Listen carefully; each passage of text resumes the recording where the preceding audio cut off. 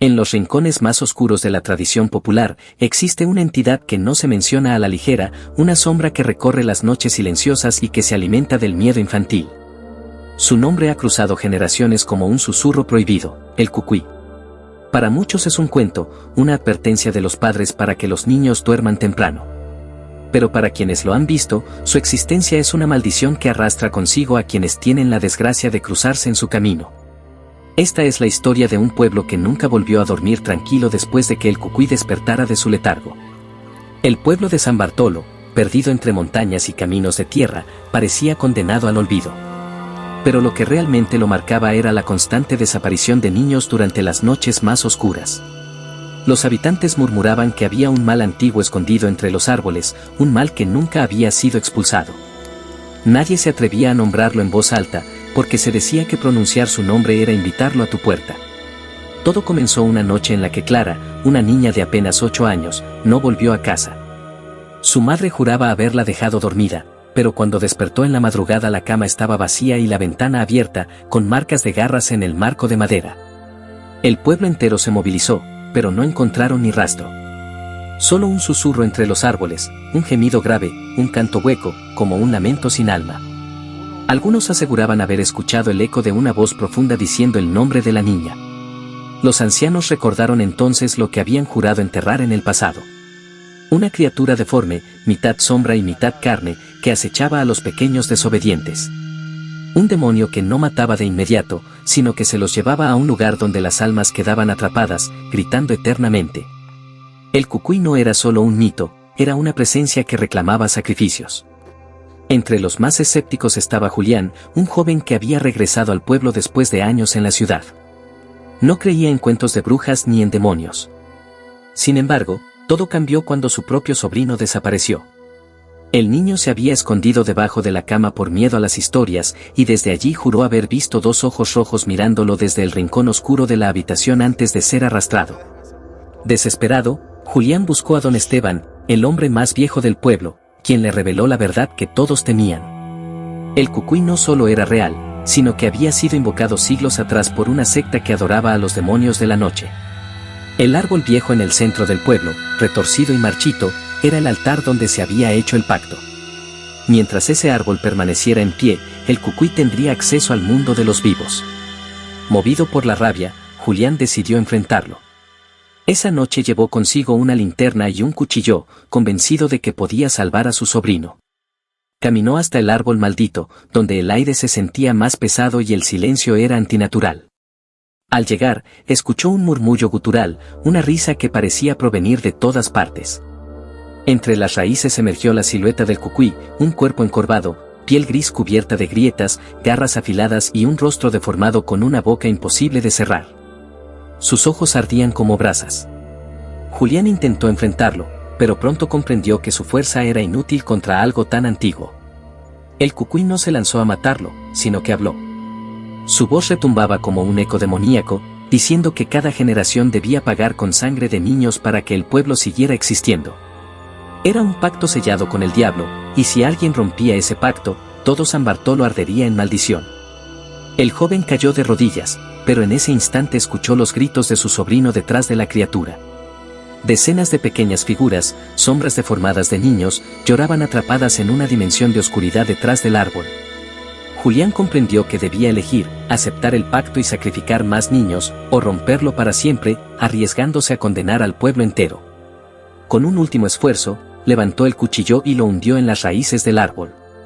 La tierra tembló, y un alarido inhumano sacudió el aire. El cucuy gritó, lanzándose sobre Julián, pero el fuego comenzó a brotar de la tierra, consumiendo tanto al árbol como a la criatura. Los gritos de los niños atrapados se mezclaron con el rugido del demonio, hasta que todo se convirtió en cenizas. Cuando el pueblo despertó al amanecer, encontraron el árbol reducido a carbón y a Julián tendido sin vida en el suelo. Los niños desaparecidos nunca volvieron, pero las desapariciones cesaron. San Bartolo quedó en silencio, marcado por la tragedia y el sacrificio. Hoy en día, quienes visitan el lugar aseguran que, en las noches más oscuras, aún pueden escucharse susurros entre el viento, como voces infantiles que llaman desde lejos. Nadie sabe si el cucuy fue realmente destruido, o si solo espera el momento de volver a reclamar lo que le pertenece. Porque el cucuy nunca muere. Solo duerme. Y cuando los niños se portan mal y desafían la oscuridad, vuelve a despertar. El silencio en la habitación se volvió insoportable. La madre apenas podía contener las lágrimas mientras escuchaba a sus hijos murmurar entre sueños, como si alguien les hablara en voz baja. Desesperada, encendió todas las luces de la casa, pero la sensación de estar siendo observada no desapareció. Al contrario, se intensificó. Los espejos comenzaron a empañarse, dibujando figuras deformes que parecían ojos y bocas abiertas en un grito eterno. En el pueblo, algunos vecinos le advirtieron que lo que rondaba su hogar no era un simple espíritu, sino una entidad conocida como el cucuy. Decían que este demonio se alimentaba del miedo de los niños y que no había oración ni amuleto que pudiera detenerlo una vez que había puesto sus ojos sobre una familia. La madre, aterrorizada, decidió visitar a un anciano curandero. Él la escuchó en silencio, con un rostro que se fue tornando sombrío conforme ella relataba lo ocurrido. Finalmente le dijo que el cucuy era una de las entidades más antiguas, una que se refugiaba en las sombras y que aparecía donde reinaba la desesperanza. Según el anciano, no había forma de expulsarlo, pero sí de distraerlo, debía entregarle un sacrificio. La mujer, horrorizada, se negó a aceptar esa opción, pero en el fondo sabía que algo debía hacerse. Esa noche, las risas siniestras volvieron, ahora más claras que nunca, recorriendo cada rincón de la casa. Los niños comenzaron a gritar al unísono, como si algo invisible los estuviera ahogando. Ella corrió a su habitación y al abrir la puerta lo vio. Allí, en la esquina, estaba el cucuy. Una silueta deforme, con brazos largos y huesudos que parecían ramas secas, y un rostro cubierto por sombras, excepto por sus ojos rojos que brillaban como brasas encendidas. Su boca, amplia y desfigurada, dejaba escapar un aliento fétido mientras sonreía. El cucuy extendió sus garras hacia los niños, que no podían moverse, paralizados por un terror inexplicable. La madre se interpuso, gritando, pero su voz se ahogó en un susurro apenas audible. El demonio la miró fijamente y, con una voz grave y distorsionada, pronunció las palabras: «Ellos son míos». «Tú ya lo sabías». Ella, temblando, recordó las advertencias del curandero. La única manera de salvar a sus hijos era entregar otra vida en su lugar.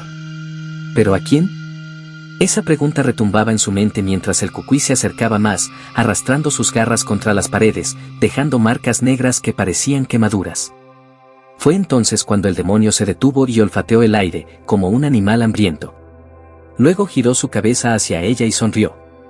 No necesitaba un sacrificio humano, ya había decidido. El cucuy no solo tomaría el alma de los niños, también consumiría el linaje entero. Los días se volvieron insoportables. En el pueblo todos hablaban de las desapariciones de los niños, y aunque nadie se atrevía a señalarlo directamente, todos sabían que era la sombra del cucuy la que estaba rondando. Cada noche, los aullidos del viento arrastraban su nombre, y las madres, desesperadas, dormían abrazadas a sus hijos rezando para que no fueran los próximos. Ana, que aún vivía atormentada por los susurros en la cabaña y por los ojos rojos que la habían acechado en la oscuridad, comenzó a sentir que la criatura ya no la observaba desde lejos. Ahora estaba en su casa, dentro de sus sueños. Cada vez que cerraba los ojos, lo veía agazapado en el rincón de su cuarto, respirando con un sonido húmedo, esperando. Al despertar, siempre encontraba marcas de garras en las paredes, como si su realidad y sus pesadillas se hubieran fundido en una sola. El sacerdote del pueblo, el padre Esteban, decidió organizar una vigilia. Reunió a todos en la pequeña iglesia e intentó invocar la protección de Dios contra aquella entidad. Pero la noche en que todos rezaban, las velas se apagaron solas y la puerta principal de la iglesia se cerró con un estruendo. Los niños comenzaron a llorar, y en el eco de la nave sagrada resonó una carcajada grave, gutural, que no podía pertenecer a un hombre. El cucuy había entrado en el templo, y ni siquiera la cruz pudo detenerlo. Algunos intentaron huir, pero los vitrales se quebraron en 1000 pedazos, lanzando fragmentos de vidrio que hirieron a varios. Ana vio claramente como una sombra oscura, retorcida y desproporcionada, se deslizó entre los bancos como humo vivo. Aquella figura se alzó frente al altar, y con sus manos huesudas y deformes arrancó el crucifijo que colgaba en la pared, partiéndolo en dos. El padre Esteban, con el rostro desencajado, trató de enfrentarlo con su rosario en alto, pero la criatura lo tomó del cuello y lo levantó en el aire. Los rezos se convirtieron en gritos cuando el cucuy lo desgarró como si fuera de papel, bañando el altar en sangre. El pánico fue total. La multitud intentó escapar, pero cada salida estaba bloqueada por una neblina espesa que ardía al contacto con la piel. El cucuy avanzaba lentamente, y cada niño que intentaba esconderse era arrastrado hacia la oscuridad por brazos invisibles que brotaban del suelo. Los padres suplicaban, ofrecían su propia vida a cambio, pero el ente solo se alimentaba de sus miedos, creciendo, haciéndose más fuerte con cada sollozo.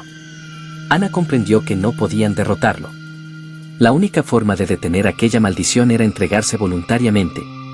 Su abuela siempre le había advertido que el cucuy no cazaba a los valientes, sino a los débiles que huían. Así que, con lágrimas en los ojos y temblando de terror, Ana dio un paso al frente y gritó el nombre prohibido de la criatura. El cucuy giró lentamente la cabeza hacia ella. Sus ojos eran dos brasas encendidas, y de su boca goteaba un líquido negro que olía a podredumbre. Se acercó, encorvándose, y susurró su nombre real, un sonido tan horrendo que hizo que los demás se taparan los oídos. Ana sintió que su alma era arrancada a tirones, pero no se movió. «Si me quieres», dijo con voz quebrada, «llévame a mí, pero deja a los demás». El cucuy sonrió, mostrando dientes tan largos como cuchillas.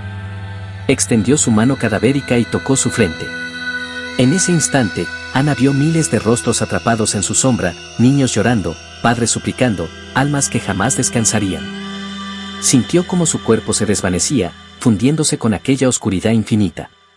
Sus ojos se tornaron negros y su grito se apagó en la nada. La iglesia quedó en silencio. La criatura desapareció junto con Ana, y la neblina se disipó. Los sobrevivientes salieron temblando, con la certeza de que no habían sido salvados, sino perdonados solo por un tiempo. El cucuy no se había ido, solo había encontrado un nuevo rostro que lo representara. Dicen que, desde esa noche, cuando los niños no duermen, escuchan la voz de una mujer joven cantando una melodía extraña, como una nana oscura.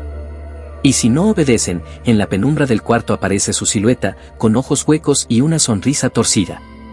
Ya no es el mismo cucuy de antes, ahora es peor, porque tiene el rostro de Ana, atrapada para siempre en la eternidad del monstruo. Los abuelos del pueblo todavía advierten a los niños antes de dormir, duérmete pronto, porque el cucuy ya no anda solo, ahora tiene un nuevo rostro, y puede estar esperando detrás de tu ventana.